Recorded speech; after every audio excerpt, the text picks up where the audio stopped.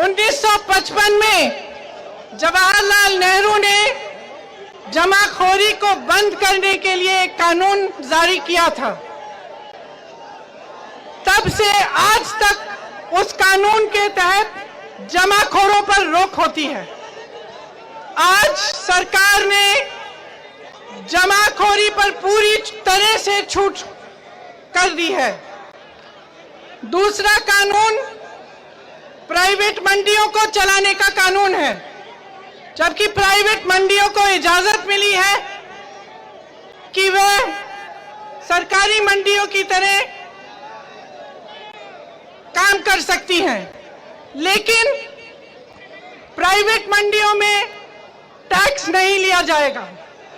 इसका मतलब यह है कि आगे चलते लोग प्राइवेट मंडियों में जाएंगे और सरकारी मंडी पूरी तरह से बंद हो जाएगी। इसके होने से जो आपको न्यूनतम समर्थन मूल्य मिलता है, जो आपकी गारंटी होती है सरकारी मंडियों से, वो पूरी तरह से बंद हो जाएंगी।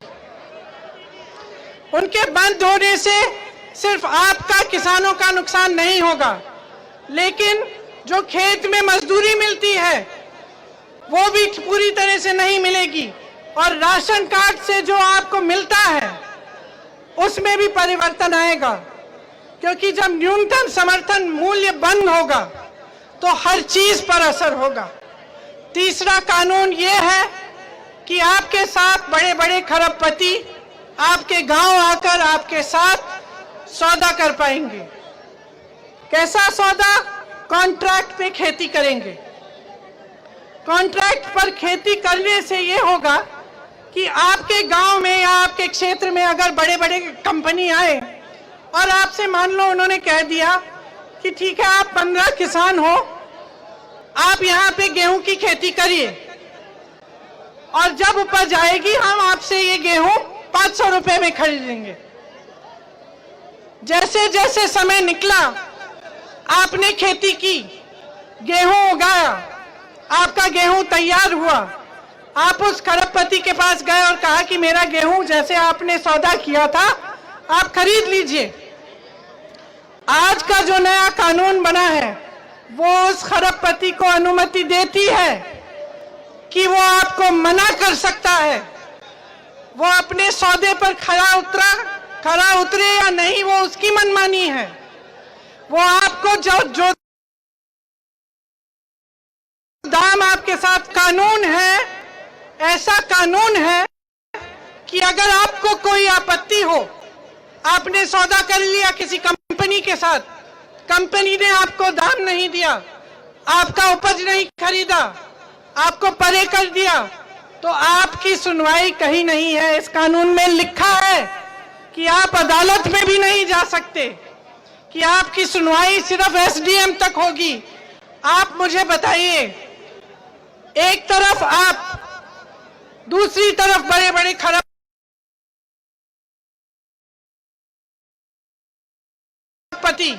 मिलेगा? कभी नहीं मिलेगा, क्योंकि ये जो कानून बनाए गए हैं इनका असली मकसद कुछ और है।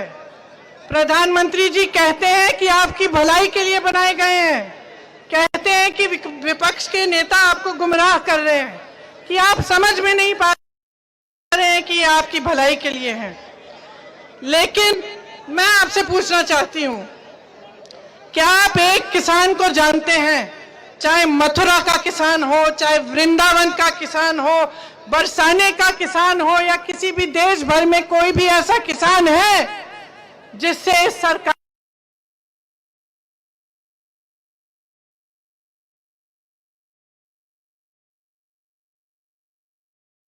ने पूछा? मुझे बता सकते हैं, लेकिन नहीं मिलेगा आपको, क्योंकि ये कानून किसी किसान ने नहीं बनाए हैं, किसी नोटों की खेती करने वाले ने इन कानूनों को बनाया है। गेहूं, धान, बाजरा, गन्ना, मक्के, सब्जियों की खेती करने वाले ने नहीं बनाया ये कानून। ये कानून नोटों की खेती करने वालों ने बनाया है, और ये कानून उन्हीं के लिए बना है। ये कानून सिर्फ उन अरबपतियों के लिए बना है आपने देखा होगा कुछ दिनों पहले बजट थी संसद में। इस बार इस बजट में हवाई अड्डे, बंदरगाह, LIC, air India, Bharat petroleum सब बिक रहे हैं।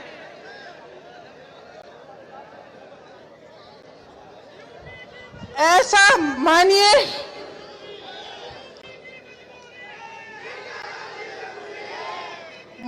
कि भाजपा सरकार ने बेचने की ऐसी भांग डाली है कि कल को कुछ नहीं पता। आप गोवर्धन पर्वत को संभाल के रखिए, कल को कुछ नहीं पता, इसी को न बेचने की कोशिश करें। इनके शासन काल में डीजल पेट्रोल पर टैक्स से केंद्र ने 21,50,000 करोड़ रुपए इकट्ठे किए हैं। अपने खरबपति मित्रों का 8 लाख करोड़ कर्जा माफ किया है, एक भी किसान का कर्जा माफ नहीं किया। अपने मित्रों के लाखों करोड़ कर्जे माफ हो गए हैं, आपका एक भी रुपया माफ नहीं हुआ। फसल बीमा के नाम पर आपसे खरबपति मित्रों ने, उनके खरबपति मित्रों ने 26,000 करोड़ रुपए कमाए हैं। 26,000 करोड़ रुपए कमाए हैं और आप इस तरह भटक रहे हैं सड़कों पे। आपकी कोई सुनवाई नहीं है, आप अपने अधिकारों की लड़ाई लड़ रहे हैं और आपका मजाक उड़ाया जा रहा है, आपका अपमान किया जा रहा है। मुझे समझ में नहीं आता कि प्रधानमंत्री मोदी जी को किसानों से कौन सी दुश्मनी है। समझ में नहीं आता कि जब आपने ही उनको प्रधानमंत्री बनाया, जब आपके वोटों के बल पर उन्हें सत्ता मिली, तब आपको इस तरह से वो क्यों ठुकरा रहे हैं, आपको बर्बाद क्यों कर रहे हैं। आपने देखा होगा, आपकी समस्याओं को सुनने के बजाय, आपके दुख दर्द को बांटने के बजाय उन्होंने भरे संसद में खड़े होकर आपका अपमान किया है, आपकी बेइज्जती की है। आप खुददार लोग हैं, मैं जानती हूं। आपको इन्होंने आंदोलन जीवी, परिजीवी कहा, इनके मंत्रियों ने तरह तरह के नाम बुलाए, आपको देशद्रोही बोला, आपको आतंकवादी बोला। जब मेरे भाई राहुल गांधी ने संसद में 215 शहीद किसानों के लिए 2 मिनट का मौन मांगा, तो सारा विपक्ष खड़ा हुआ, एक एक सांसद खड़ा हुआ, लेकिन इस सरकार का एक सांसद खड़ा नहीं हुआ, अपनी जगह बैठा रहा। यही आदर है आपके लिए, इतना आदर करते हैं आपका कि 2 मिनट के मौन के लिए भी आपके लिए खड़े नहीं हो पाए। रोज इनके नेता मीडिया पर आकर आपके बारे में अपशब्द कहते हैं, लेकिन भाइयों और बहनों, दुनिया का हजारों साल पुराना इतिहास कहता है, उसने बार बार दिखाया है कि जनता जनार्दन है। जनता अहंकारी सरकार को हमेशा सबक सिखाती है। आज वो समय आ गया है कि सच्चाई आपके सामने है। जो भी आपको चुनाव के समय कहते हैं, जितने वादे आपको किए हैं, वे सारे झूठ निकले। सच्चाई आपके सामने है और सच्चाई ये है कि ये सिर्फ अहंकारी प्रधानमंत्री नहीं है, ये एक कायर प्रधानमंत्री भी हैं।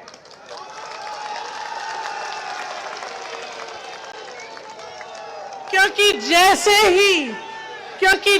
ही इनकी नीतियों पर और इनके निर्णयों पर सवाल उठता है, एकदम पीछे हटते हैं, जिम्मेदारी नहीं लेते। एकदम पीछे हटकर किसको दोषी ठहराते हैं? पिछली सरकारों को। ये कायरता है इनकी। निर्णय लिया है, जिम्मेदारी लो। जनता को निर्णय पसंद नहीं है, जिम्मेदारी लो और निर्णय को बदलो।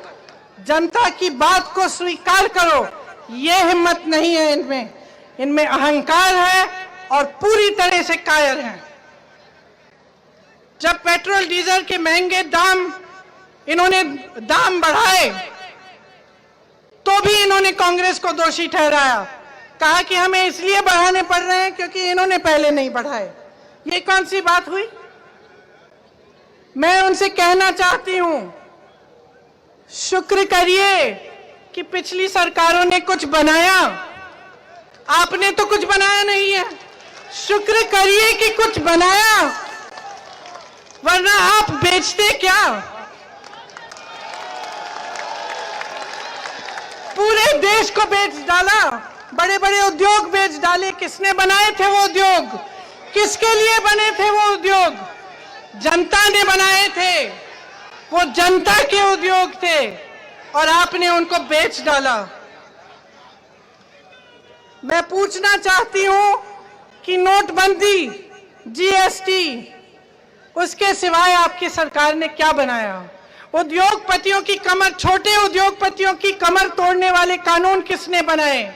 लॉकडाउन के समय जब लाखों लोग तंग होकर, परेशान होकर अपने गांव के लिए पैदल चले, तो आपकी सरकार ने कौन सी सुविधा बनाई उनके लिए?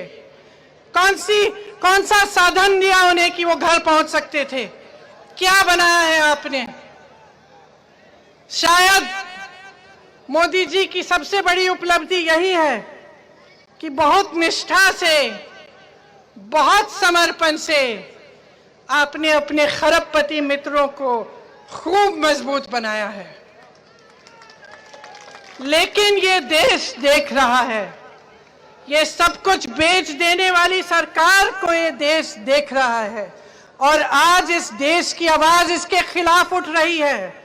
किसान अपने अधिकारों के लिए संघर्ष कर रहा है, जी जान से लड़ रहा है।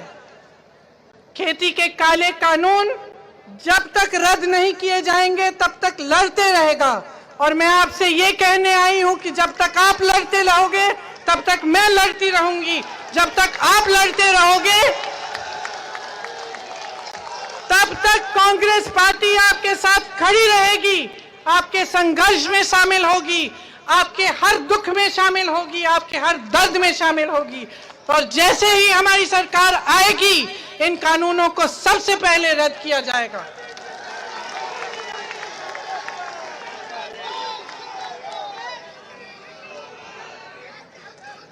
भगवान श्री कृष्ण इस सरकार का अहंकार भी तोड़ेंगे।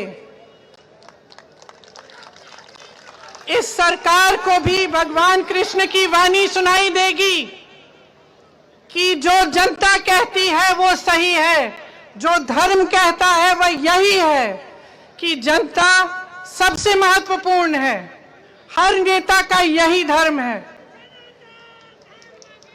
और इस सरकार के अहंकार को खत्म करने के लिए जितना भी संघर्ष करना पड़े हम करेंगे। आज मैं यही सब आपसे कहना चाहती थी। यहां सरकार से पीड़ित कुछ लोग, एक लड़की मेरे से मिलना चाह रही थी। मैं कहना चाहती हूं कि आप घबराइए नहीं, मैं आपसे अलग से बात करूंगी। और मैं एक बार फिर आप सबको बहुत धन्यवाद देते हुए कहना चाहती हूं कि जो किसान भाई शहीद हुए हैं उनके लिए हम 2 मिनट का मौन रखें। नेशनल दस्तक की आपसे गुजारिश है कि अगर इसको बचाना चाहते हैं तो नेशनल दस्तक को सब्सक्राइब करने के लिए रेड कलर के सब्सक्राइब बटन को दबाएं, फिर बेल आइकन की घंटी दबाएं। नेशनल दस्तक को बचाने के लिए बहुत जरूरी है कि हर खबर को शेयर करें, लाइक करें, कमेंट जरूर करें।